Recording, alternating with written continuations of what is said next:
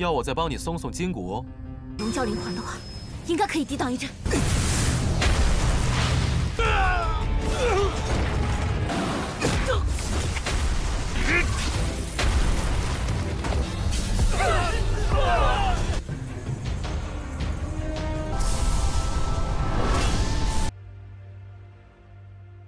Hola semuanya, bagaimana nih kabar kalian? Semoga dalam keadaan baik-baik saja dan sehat selalu ya, amin. Jadi seperti biasa, kita akan melanjutkan Tonghua dari The Great Rule ataupun Tacucai episode 48-nya guys. Jadi sebelum itu kita kilas balik dulu untuk part sebelumnya ya. Muchen dan juga Andran masihlah bertarung melawan kelompok dari resimen harimau. Di sana, Muchen menantang si Otot untuk bertarung satu melawan satu, dan pertarungan tersebut dapat dimenangkan oleh Muchen, yang dia pun langsunglah menjanturnya dan meminta mengembalikan cincin lingkaran tersebut ya. Setelah mendapatkannya, mereka mencoba untuk melarikan diri, sehingga main kejar-kejaran, dan dar patung batu yang begitu besar pun langsunglah menahan mereka semua dan tertuju dengan cincin lingkaran tersebut ya. Sehingga semua orang yang berada di sana langsunglah lari kocar-kacir. Lalu ketika Muchen benar-benar terpojok, dia teringat dengan token giok warna putih dan dia pun langsunglah menggunakannya, yang membuat patung besar tersebut dapat dikendalikan olehnya ya. Hal tersebut membuat Jiu dan juga Andran kebingungan mengapa bisa hal semua ini bisalah terjadi. Tetapi mereka tidak mempunyai waktu untuk berpikir seperti itu karena mereka haruslah kembali ke teman-temannya. Tak lama dari itu, Muchen lagi-lagi bertemu dengan Baidong dan juga yang masih menyimpan dendam kepadanya ya. Kalau begitu, langsung saja kita masuk ke dalam ceritanya. Pertemuan Baidong dengan Muchen membuat Baidong sungguhlah terkejut. Ternyata dia ini memang masihlah hidup. Dan dia tahu kalau Muchen tidak akan mati dengan begitu mudah. Lalu Muchen juga kembali memprovokasinya. Kalau luka yang dia miliki itu hampirlah sembuh, apakah dia juga ingin dilukai kembali oleh dirinya? Untuk kelompok harimau begitu terkejut juga mengapa bisa Muchen berani-beraninya menyinggung perasaan dari tuan muda kota naga ya. Begitu juga dengan Andran, apa yang sebenarnya terjadi dengan mereka berdua. Lalu Muchen pun memberitahu kepada Andran kalau Baidong ini berasal dari istana naga iblis. Mendengar itu, senior Andran kembali terkejut lagi dengan menyimpulkan jika memang mereka berasal dari istana naga iblis, berarti misi ini sangatlah berbahaya. Jadi seharusnya Akademi Pechang mengetahui semua ini. Lalu Baidong menyuruh penatua Ciu Lao untuk menangkap Muchen sekarang juga. Andran sebagai seniornya meminta kepada Muchen untuk mundur selangkah karena dialah yang akan menghadapinya. Tetapi tetua Ciu Lao mengatakan kepadanya kalau dia ini tidak boleh ikut campur dalam urusannya. Begitu juga dengan Muchen meminta kepada senior Andran untuk tidak perlu khawatir karena dia masih bisa menahan kekuatan dari tetua Ciu Lao ya. Ditambah jika senior Andran ikut bertarung, kemungkinan kemampuannya akan diketahui oleh semua orang. Lebih baik merahasiakannya agar mereka juga ketakutan dengan senior Andran daripada dirinya. Dikarenakan tempat sekarang yang mereka pijak ini, Muchen lah yang terlihat paling lemah daripada mereka semua. Dan dia meminta kepada Andran untuk mencari senior Susuan dan lainnya saja. Lantas Andran langsung mempercayainya dan dia pun pergi mencari Susuan dan lainnya.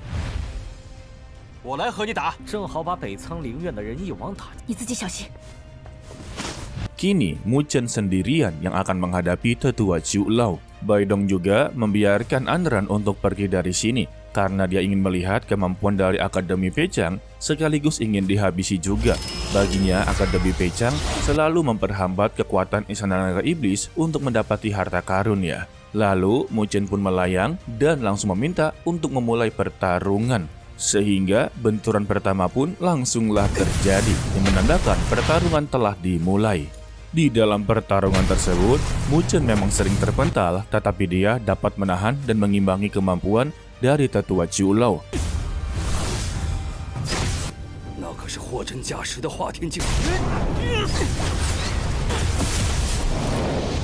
Yang membuat para keluarga menonton pertarungan tersebut tidak menyangka. Padahal, ranah dari bocah tersebut sangatlah tertinggal jauh daripada Ciu Lao.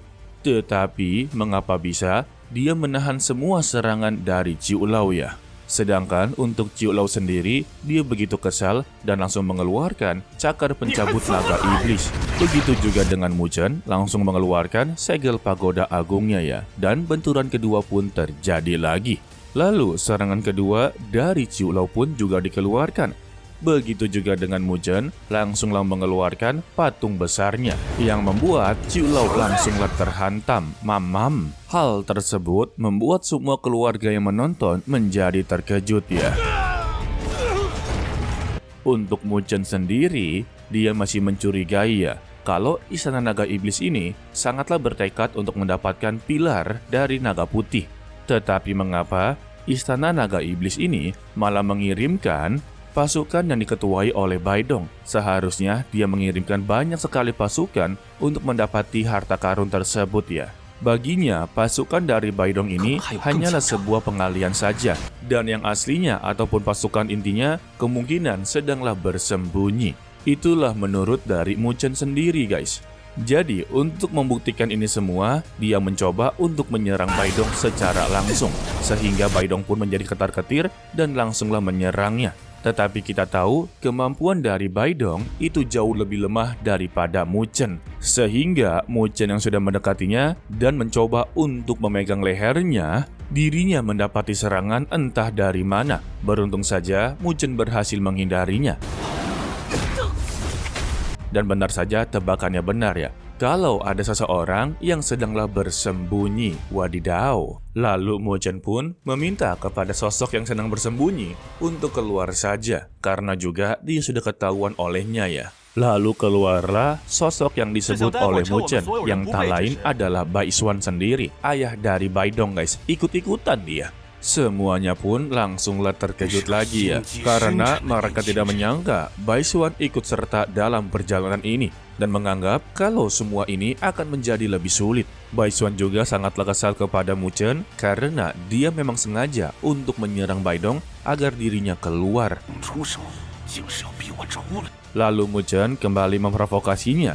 Dengan kehadiran ketua dari kota Naga Putih, sudah dipastikan untuk harta karun yang mereka cari pasti memiliki tingkat yang begitu tinggi. Oh jelas, Bai Dong hanyalah membalasnya, itu tentu saja. Mau itu harta karun tertinggi ataupun rendah, mereka harus mengerahkan seluruh upaya untuk mendapatkan harta tersebut ya. Apalagi harta tertinggi semacam ini. Lalu Bai Xuan pun yang sudah kesal karena Mu Chen memaksanya untuk keluar, maka dia haruslah bertanggung jawab. Sehingga dia pun langsunglah menerjang dan Mu Chen mengerahkan patung batunya. Tetapi sekali tonjok saja, membuat patung tersebut tidak lagi berdaya. Mu Chen mengakui kemampuan dari Bai Xuan memang sangatlah kuat. Karena dia ini berada di level Hua Tian fase menengah. Yang bisa dilakukan oleh Mu Chen saat ini yaitu menghindari pertarungan ataupun melarikan diri ya. Tetapi Bai Xuan langsung mengeluarkan cakar naga iblis yang membuat Mu Chen mengeluarkan seni pagoda agungnya. Tetapi dia pun langsung ditarik oleh Su Ling yang dimana teman-temannya sudah berhasil berkumpul ya.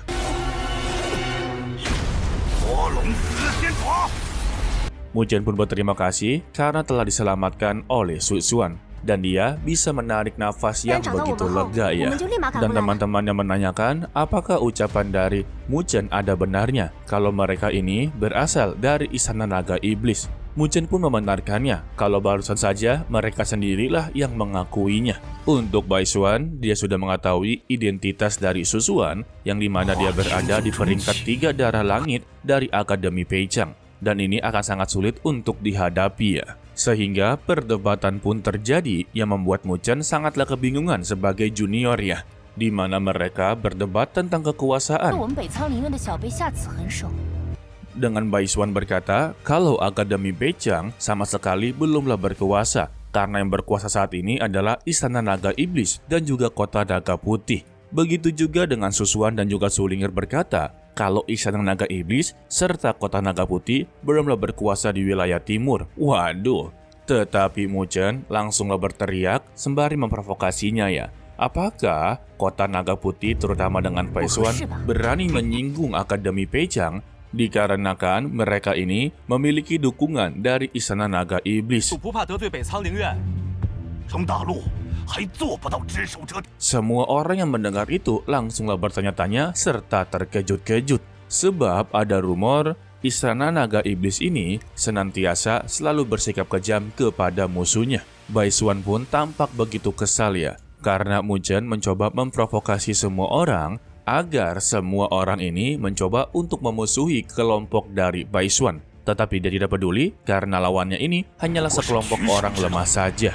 Yang terpenting untuk saat ini, dia harus mendapati harta spiritual tersebut, maka semuanya akanlah selesai. Sebelum mendapatkan harta tersebut, Bai Xuan akanlah menghabisi nyawa dari Mu Chen, karena dialah yang paling merepotkan. Sehingga mereka semua pun langsunglah waspada ya. 之前先解决掉他。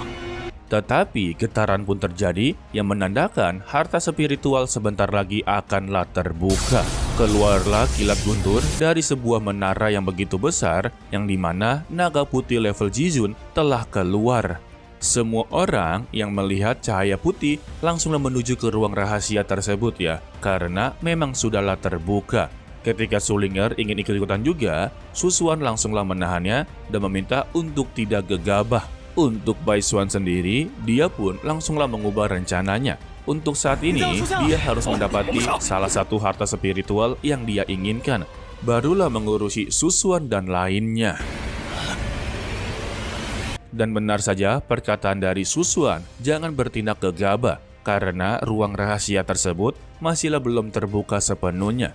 Sebagian para praktisi yang sudah mendekati menara tersebut, mereka haruslah terhempas dan juga ada yang meninggal dunia karena terkena kilatan guntur. Lalu, keluarlah pembatas yang membuat mereka sama sekali tidak bisa melewatinya. Mu Chen tidak menyangka kalau kemampuan dari naga putih level Jizun itu sungguhlah luar biasa ya. Susuan membenarkan hal tersebut ya, karena ini adalah tempat kematiannya. Sudah pasti beberapa formasi spiritual yang telah dia tanam untuk menjaga warisannya, serta sisa-sisa jiwanya ya. Dan Susuan meminta kepada teman-temannya untuk saksikan saja. Benar saja ya, semua keluarga ataupun para praktisi bekerja sama untuk menghancurkan penghalang tersebut. Untuk Sulinger menanyakan kepada kakaknya apakah mereka juga perlu untuk membantunya. Tetapi Susuan langsunglah menghentikannya ya, karena untuk menghancurkan penghalang tersebut tidaklah mudah. Kebanyakan orang yang di sini tidak mengetahui betapa mengerikannya level Jizun tersebut. Mu Chen pun membenarkan hal tersebut dan lihat saja untuk kota naga putih sama sekali tidaklah ikut membantu ya. Lalu penghalang tersebut pun langsunglah mengeluarkan cahaya putih yang begitu terang, membuat semua orang yang berada di depannya langsunglah terpental. Itu pun langsunglah memperlihatkan sosok dari naga putih level Jizun. Waduh. 那是白龙至尊。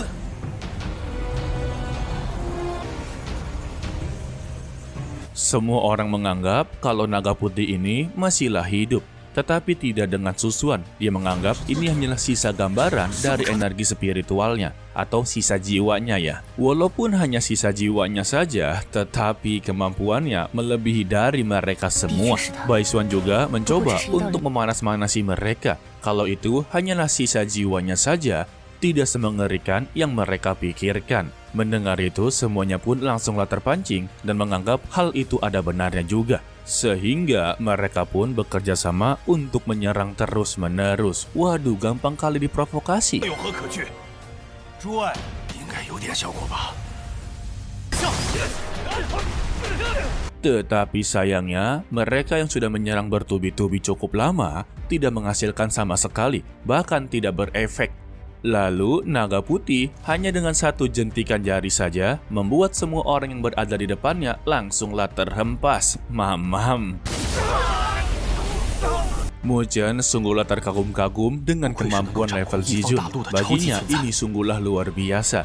Dan dia sangatlah ingin melampaui level Jizun tersebut. Lalu Bai Xuan pun langsunglah menghampirinya. Begitu juga dengan naga putih sudah mengetahui kalau Bai Xuan ini utusan dari naga iblis. Bai Xuan juga langsunglah memarahi naga putih karena gara-gara dia, istana naga iblis tidak lagi berkuasa. Tetapi dia sangat menyayangkan seorang praktisi yang berada di level Zizun malah mati di tempat seperti ini. Jadi dia meminta untuk serahkan barang yang telah dia ambil dari istana naga iblis ya. Namun sayangnya, si naga putih sama sekali tidaklah menjawabnya.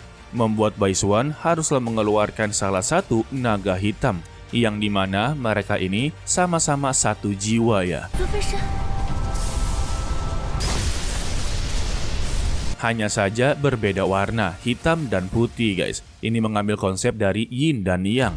Tetapi maknanya itu berbeda ya, hanya konsepnya aja yang diambil. Yang dimana hitam ini memiliki kebencian dan juga sangatlah jahat. Sedangkan untuk yang putih itu sudah pasti dong suci dan juga baik, begitu guys. Jadi spoiler untuk part berikutnya, ya sudah pasti kita akan melihat kalau Mu Chen memperebutkan harta spiritual. Dan juga kalau kalian penasaran, kalian tontonlah spoiler di episode sebelumnya yang Mimin buatkan, yaitu episode 48. Walaupun itu sudah sangatlah jauh, tetapi masih nyambung ya. Ya begitu guys. Oke lah, sepertinya cukup sampai di sini saja dulu untuk video kali ini ya. Mimin ucapkan terima kasih kepada kalian yang telah menonton sampai akhir. Pesan dari Mimin, tetaplah menjadi orang yang baik, walaupun itu sangatlah sulit ya. To be continue, sampai jumpa di video berikutnya guys, bye-bye. 要我再帮你松松筋骨？龙教灵环的话，应该可以抵挡一阵。